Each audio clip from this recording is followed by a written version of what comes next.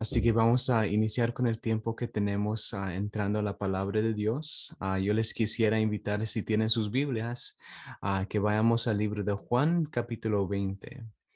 En Juan capítulo 20 nosotros vamos a estudiar acerca de tres experiencias un poco distintas, pero que tienen un evento en común que les va a llenar de esperanza. Esperanza es algo interesante. Si nosotros meditamos un poco en lo que es la esperanza, esperanza es algo que tiene el poder para levantarnos de cualquier oscuridad que nosotros nos encontremos. Puede ser que no tengamos muchas opciones, puede ser que no nos quedan muchas cosas para hacer, pero si hay un poco de esperanza en la vida de una persona, eso en ese momento cambia toda la situación. Porque posiblemente con esperanza existen las posibilidades. Así que esperanza se puede decir que son posibilidades de un futuro diferente también. Así que yo escuché una historia, apenas lo pude leer ayer, pero dice la historia que había un niño que estaba en el hospital. Y este niño estaba en el hospital porque estaba batallando con cáncer y estaba batallando por algo muy difícil en su vida, una enfermedad muy, muy horrible, muy difícil. Y bueno, a estos niños, no solamente a él, sino a sus compañeros también que estaban con él en el hospital, les decían, bueno, les tenían clases y ellos se podían juntar a sus clases para que ellos pudieran continuar de estudiar. Pero estaban teniendo mucha dificultad con este niño en particular.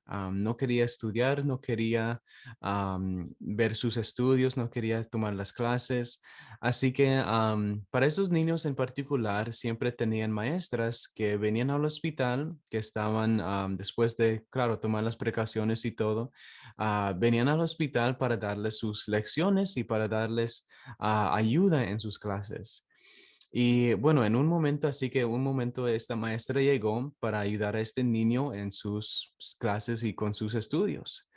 Y después al siguiente día, después de que la primera lección, después de que la maestra estuvo con él ayudándolo, ella regresó para continuar con estos estudios. Inmediatamente, las otras enfermeras se le acercaron y le preguntaron, bueno, ¿qué fue lo que hiciste? ¿Qué hiciste ayer?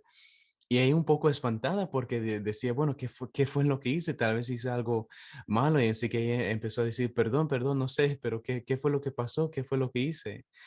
Y las enfermeras se dijeron, no, no, es que hay una diferencia tan drástica en este niño. Ayer no quería levantarse, no quería hacer nada, pero ahora se encuentra con más ánimo, se encuentra con más alegría en su rostro. ¿Qué fue lo que hiciste? Y bueno, no hice nada, simplemente le di las lecciones. Así que se acercaron al niño y le preguntaron por qué es que él tenía o sentía tan diferencia en su forma de ser. Y el niño les contestó, bueno, ayer cuando llegó la maestra, yo me puse a pensar que por cierto, ellos no iban a mandar un maestra para ayudar a un niño que se estaba muriendo. Así que yo sentí que había esperanza para mí. Así que eso fue lo que cambió su situación. Al momento que él conoció que había esperanza para su vida, para él, eso fue lo que transformó su experiencia para entonces poder continuar y sentir nuevas fuerzas. Ahora él ya estaba recibiendo sus tratamientos, ya estaba recibiendo sus clases y se sentía con más alegría estar ahí también. Hermanos, ese es el poder de la esperanza. Simplemente puede haber un poquito de esperanza, pero mientras hay un poco de esperanza, eso puede transformar nuestras experiencias también. Y es lo que queremos estudiar en esta mañana también, en el libro de Juan 20. Juan 20 es uno de mis capítulos favoritos de la palabra de Dios. Juan 20, en Juan 19 nosotros, vamos a leerlo un poco aquí. En Juan 19, versículo 40, leemos que tomaron pues el cuerpo de Jesús y lo envolvieron en lienzos con especias aromáticas, según la costumbre judía de sepultar. En el lugar donde fue crucificado había un huerto, en el huerto un sepulcro nuevo, en el cual aún no se había puesto a nadie. Versículo 42 dice, ahí pues, por causa de la preparación de la Pascua de los judíos y porque aquel sepulcro estaba cerca, pusieron a Jesús. Así que en Juan 19 nosotros encontramos que están poniendo descanso al cuerpo de Jesús. Y así que quiere decir que Jesús estaba muerto, no tenía vida, no estaba, ya nomás estaba con sus discípulos. Y ustedes pueden imaginar cómo los discípulos se estaban sintiendo en este momento. No solamente los discípulos, sino que muchas personas que Jesús había ayudado. Más adelante en el libro de Hechos vamos a ver que en un llamado que hizo Pablo, 3,000 personas se acercaron a arrepentirse de sus pecados. Y se puede decir, bueno, algunos comentarios dicen que eso fue la cosecha de todos los años del ministerio de Jesús. Así que todas las personas que él estuvo ministrando y ayudando, la cosecha final fue esas 3,000 personas que decidieron entregar sus vidas en ese momento. Así que no solamente los discípulos, sino que todas las personas estaban en un momento oscuro de sus vidas porque ya no sabían qué era lo que ellos iban a hacer ahora. Jesús, su maestro, la persona que estaba con ellos por tanto tiempo, ya no más iba a estar con ellos, así que no saben qué es lo que ellos iban a hacer. Es importante también notar que los discípulos en este momento hay que recordar que ellos no entendían la resurrección, ellos no entendían la promesa o las profecías que hablaba acerca de la resurrección. Así que para ellos era de que Jesús estaba muerto y eso era todo lo que iba a pasar. Así que no podían ver pasando la oscuridad de la cruz. Jesús también, cuando él murió en la cruz, él tampoco tenía la certeza de que algo iba a pasar después de su muerte.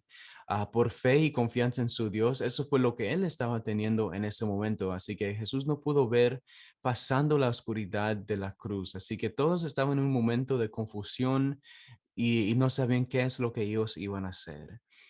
Pero cuando entramos en Juan capítulo 20, nosotros entramos con una esperanza de la resurrección, de que algo más va a pasar, porque la historia no termina en Juan 19.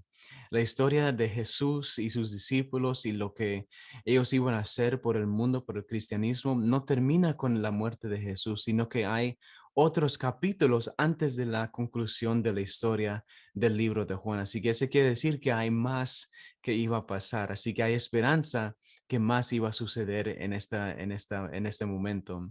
Así que en este capítulo nosotros podemos ver los resultados del amor de Jesús hacia sus hijos. Por amor, Cristo murió por nosotros y Él pagó el precio por nuestros pecados. Como hemos estado estudiando con el pastor Puello, es un amor incomparable, es un amor profundo, es un amor puro que decidió tomar el lugar de nosotros y pagar el precio por nuestros pecados en esa cruz. Eso Jesús lo hizo simplemente por amor. Jesús empieza a revelar a sus discípulos y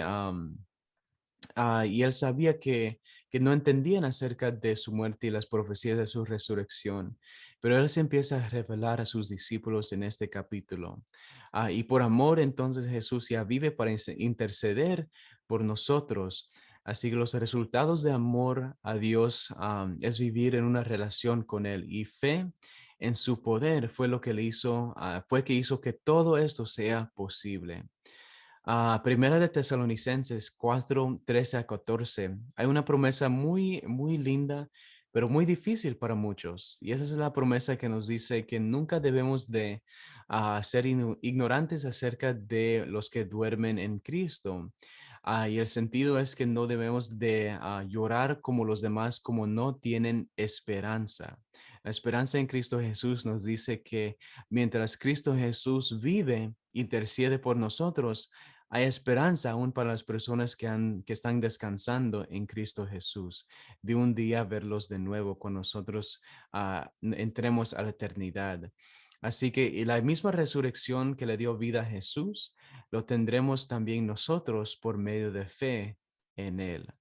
Ahora, lo que yo quiero estudiar con ustedes en esta mañana son las tres experiencias que vemos en el capítulo de Juan, capítulo 20.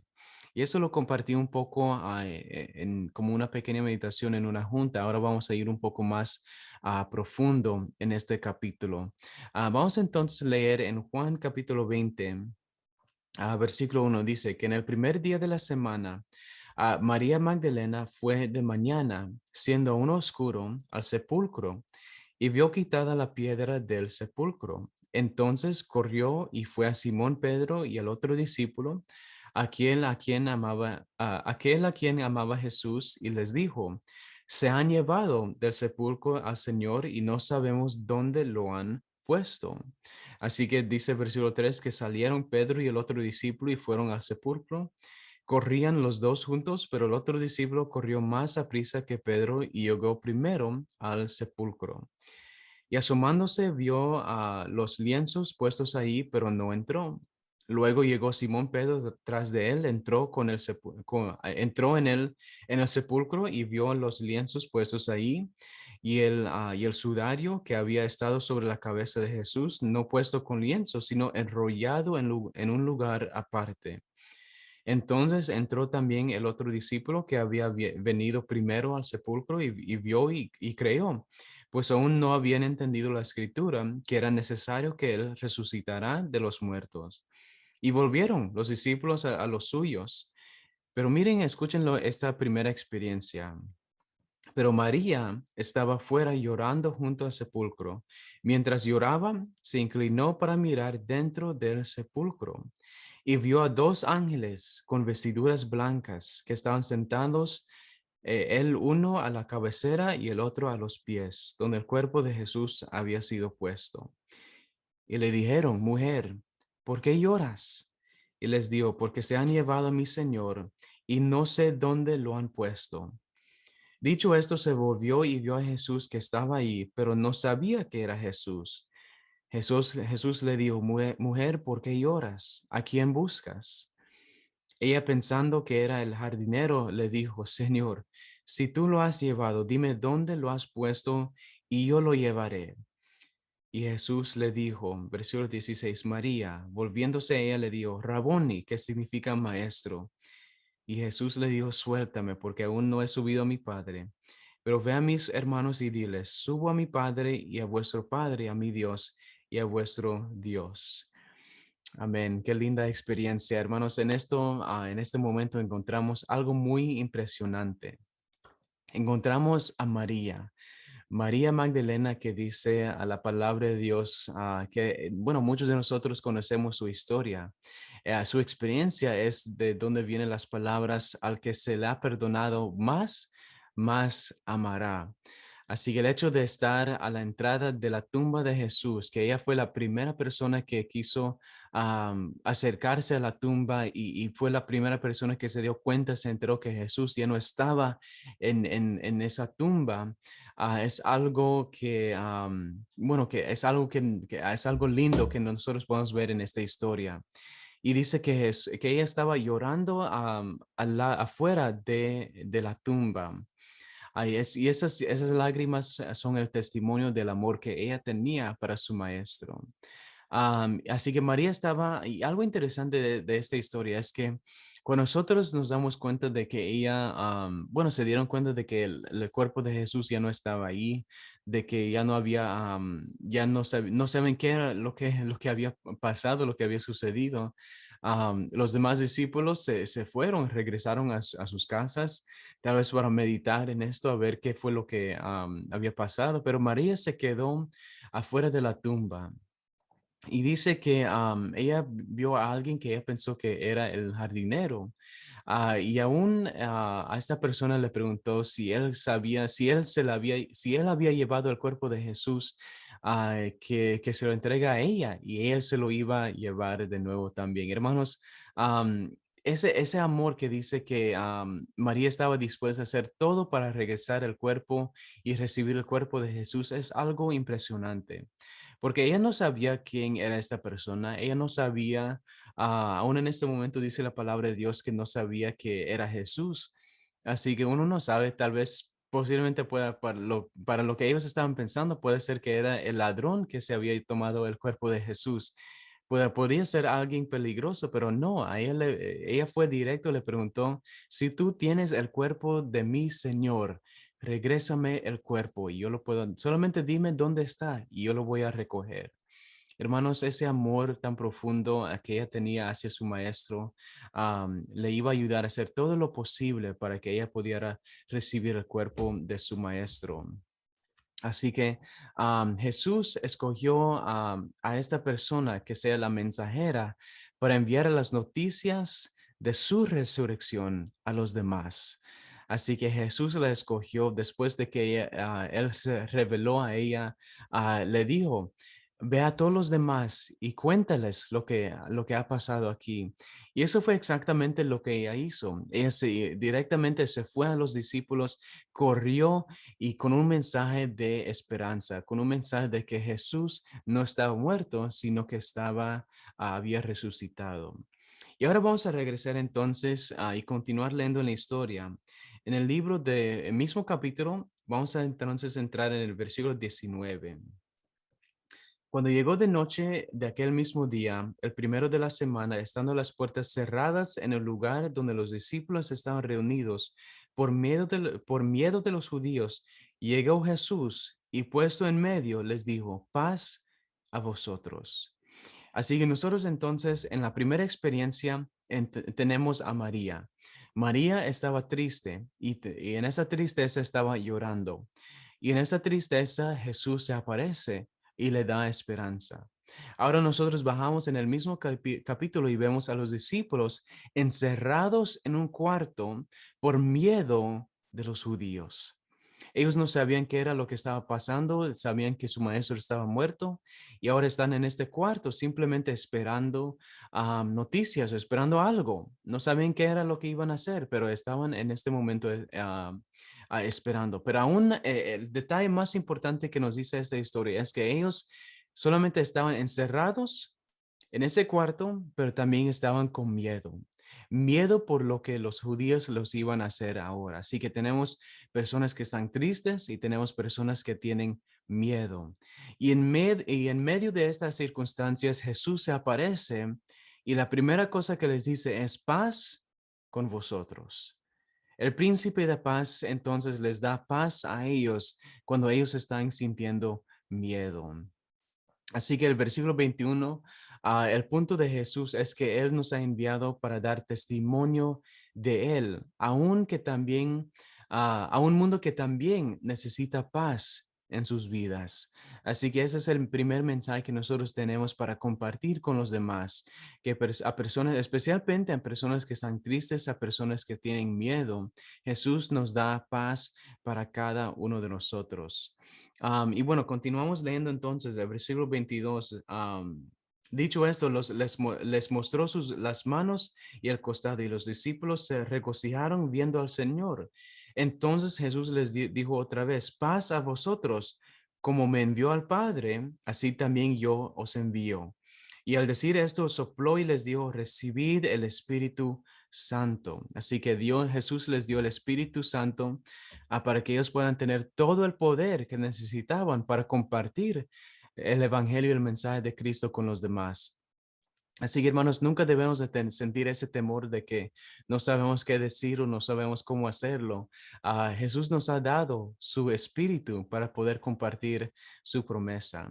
Y lo mismo que Jesús hizo, ahora nosotros lo podemos hacer, hacer todos que han recibido de su espíritu también. Somos los instrumentos de sus manos, de su paz, y estamos en el ministerio de reconciliar el mundo a Dios de nuevo. Esa es una misión que todos nosotros tenemos, de reconciliar y decirles a todos que el Espíritu de Dios está con nosotros y por medio de su Espíritu tenemos el poder, tenemos la autoridad para compartir un mensaje de esperanza con los demás. Jesús entró en medio de este miedo, en medio de esa tristeza y les dijo paz con vosotros. Nosotros también podemos entrar en los espacios con personas que están doliendo, que están sufriendo, y también les podemos decir paz con vosotros, porque Cristo Jesús no está muerto, está resucitado y vive para interceder por nosotros.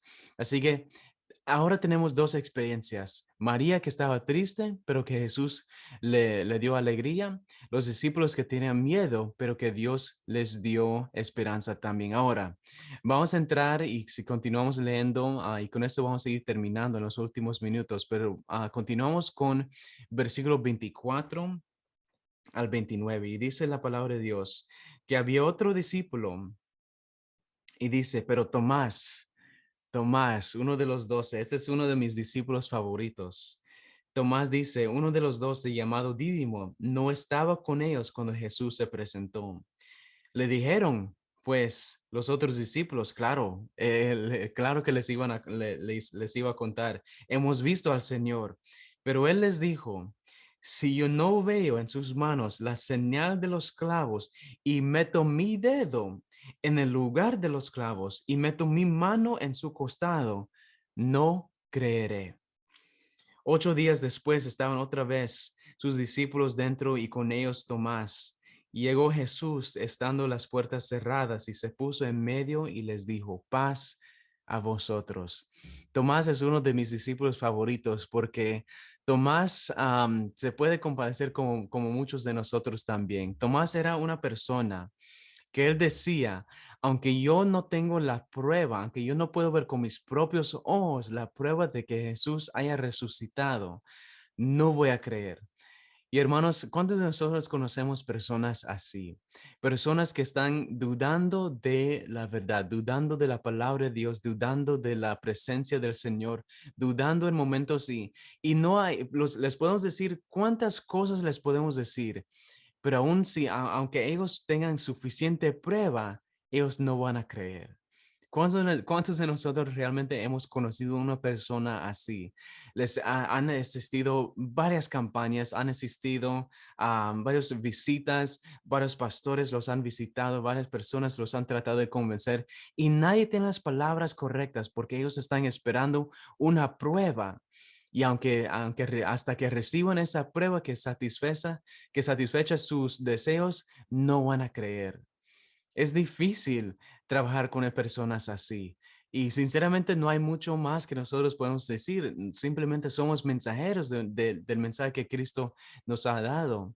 Y esas personas que están dudando, están esperando por prueba, no hay mucho que nosotros podamos hacer.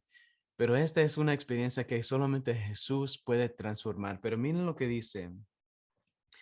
Así que Jesús se aparece y él esperó en el momento cuando Tomás iba a estar ahí presente con sus discípulos, cuando las puertas estaban cerradas. Así que para que él no pueda decir que alguien hizo algo para que alguien le ayudó a entrar a alguien que se pareciera a Jesús. No, Jesús se aparece estando las puertas cerradas, se puso en medio y les dijo, paz a vosotros. Y luego le dijo a Tomás, pon aquí tu dedo y mira mis manos. Acerca tu mano y métela en mi costado. Y no seas incrédulo, sino creyente. Entonces Tomás respondió y le dijo, Señor mío y Dios mío. Y Jesús le dijo, porque me has visto, Tomás, ¿creíste? Bienaventurados los que no vieron y creyeron.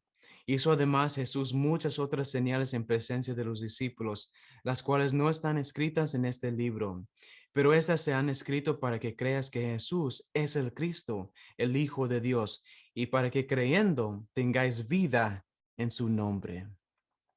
Hermanos, me gusta la experiencia de Tomás. Y esa es la tercera experiencia que estamos estudiando, la experiencia de una persona que está dudando. Me gusta su historia porque Tomás está en el lugar que muchos de nosotros estamos. Tomás en un momento no vio, no estaba ahí cuando Jesús resucitó. Tal vez un poco diferente porque él sí caminó con Jesús, estaba ahí en su vida. Pero Jesús es una persona que, como nosotros, que a veces dudamos de Dios, dudamos de Jesús, dudamos de la palabra de Dios. Y lo más interesante de esta historia es que cuando Jesús aparece, Jesús no está enojado con Tomás. Jesús no lo descalifica como uno de sus discípulos. Jesús no le dice que él no pertenece, que él no está, que no forma parte de su ministerio, de sus creyentes, sino que él simplemente lo anima y él le da todo lo que él estaba pidiendo. Él le muestra sus manos, le muestra la herida en su lado, le muestra todo lo que él necesita para que él pueda creer en él. Y después, así que yo me impresiono mucho con lo que Jesús hizo por Tomás en este momento, porque quiere decir que Jesús es un Dios lleno de tanto amor que Él toma el tiempo para pasar con nosotros y camina en el espacio donde nosotros nos encontremos. Puede ser que en esta mañana nosotros también estemos en momentos de duda. Tal vez conocemos a alguien que está dudando de algo también, pero la palabra y la presencia de Jesús está para esas personas también. Jesús no solamente se apareció a las personas que estaban tristes como María. Jesús no solamente se apareció a personas que estaban con miedo como sus discípulos. Jesús también se apareció a una persona que estaba dudando, que estaba en un espacio de duda en su vida. Y a todas esas personas Jesús se presentó y les mencionó paz con vosotros. Así que a personas que se sienten tristes, puede ser, hermano, que tú estás triste en esta mañana. Paz con vosotros. Puede decir que algunos de nosotros estamos con miedo, no sabemos qué es lo que va a suceder en esos siguientes meses, sea con la pandemia, sea con otras cosas de nuestras vidas. Por alguna razón estamos teniendo miedo. Pero dice la palabra de Dios que Jesús es nuestra paz también. Y puede decir que también nosotros estamos en un espacio dudando, no sabemos qué es lo que está pasando, pero en ese momento de duda también la presencia de Jesús se presenta, se revela y nos dice que Él nos promete su paz también. Así que hermanos, estas tres experiencias es lo que quiero compartir con ustedes. Y sea que nosotros estemos en algún espacio de estas experiencias, todos llegan al mismo destino, a la presencia del Señor. A la presencia del Señor es cuando ellos encuentran transformación para sus experiencias. De la tristeza a la alegría, del miedo a la confianza, de duda a la fe. En la presencia de Jesús es donde encontramos todo lo que nosotros necesitamos para seguir adelante en esta vida. Así, hermanos, más que nada lo que yo les quiero dejar saber que este capítulo 20 está la esperanza de la resurrección. Si tú te encuentras en un momento de tristeza, miedo o duda, lee este capítulo, lee las palabras que están escritas en este capítulo y van a ver que la esperanza que está en la resurrección pueda transformar sus experiencias también, como los transformó Jesús a sus discípulos en este momento. Hermanos, yo quisiera hacer una oración por ustedes, que esto sea nuestra experiencia. Oremos. Padre nuestro que estás en los cielos, Señor, una vez más. Agradecemos, Señor, tu palabra. Agradecemos, Señor, tu esperanza. Agradecemos todo lo que, Señor, tú has hecho por nosotros. Señor, te queremos decir gracias, Señor, por este amor tan profundo, Señor, que aún estamos tratando de conocerlo, de entenderlo, Señor. Porque ¿cómo es posible que un Dios tan puro, tan poderoso, que tiene todo el universo bajo su control, nos ve a nosotros pecadores y tú nos ves, tú nos viste, Señor, digno de recibir tu Hijo Jesús? Así, gracias, Señor, por darnos ese amor profundo. Gracias por darnos ese sacrificio. En esta mañana, Señor, encontramos y nos enfrentamos con miedos, tristezas, dudas, preguntas, confusión, sino muchas cosas que solamente tú conoces, Señor, en la profundidad de nuestro corazón. Y Señor, queremos pedir humildemente que tú transformes nuestras experiencias. Que Señor, que tú transformes nuestras tristezas, que se puedan volver alegría, que tú transformes nuestro miedo, Señor, que se pueda volver confianza, que tú transformes nuestras dudas, Señor, que podamos confiar más en tu poder cada día, Señor. Bendícenos, ayúdanos y ayúdanos a caminar, Señor, en tu voluntad. Gracias, Señor, por todas las familias que se han conectado en este momento. Guíalos, Señor, a tu presencia. Y gracias, Señor, por todo lo que has hecho por nosotros. En las campañas y programas de esta semana, pedimos, Señor, tu bendición y pedimos tu presencia también. Y todo eso te lo pido en tu dulce nombre, Jesús. Amén. Amén.